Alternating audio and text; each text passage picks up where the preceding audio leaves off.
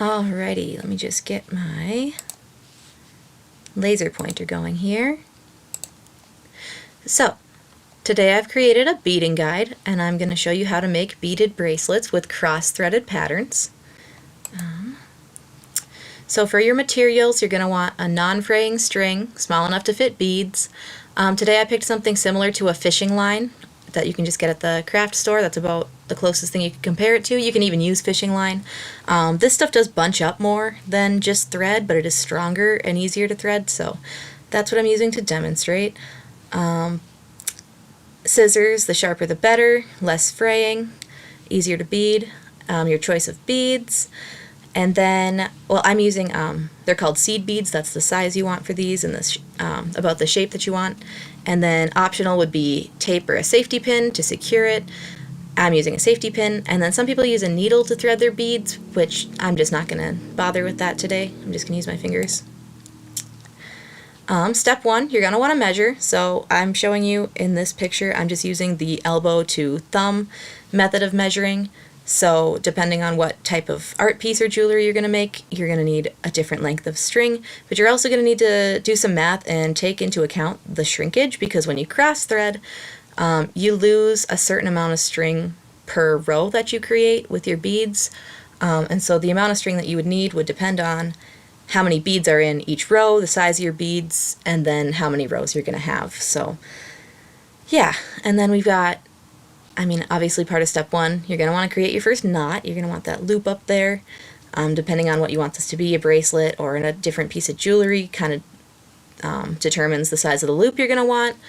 And then you're going to want to secure that to something. A lot of my friends used to, when I used to make these when I was a kid, used to use tape to secure them to the table, but that really just doesn't work too well. You want to pull it tight, and the tape usually just pulls off the table. So I usually use a safety pin, and I've pinned it down to my computer case here because there's some heavy stuff holding that down.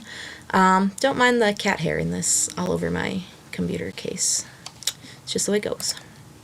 Alright, so cross threading, this is just a demonstration of the majority of the steps what the majority of the steps are going to involve. That's how you add the rows of beads. So this is what cross threading looks like. I use 2 beads here. You would start with 1, but this is just a little picture demonstration here. So you would take 1 thread, put it through your 2 beads, and then take your other thread. It's all the same thread, but it's 2 different tails from the same knot. So you'd take your other side and also put it through, and then you would pull that tight. And then I drew some arrows here just so you can see how it goes. So step 2 would be cross thread 1 bead and pull it tight, so you can see my 1 little bead here.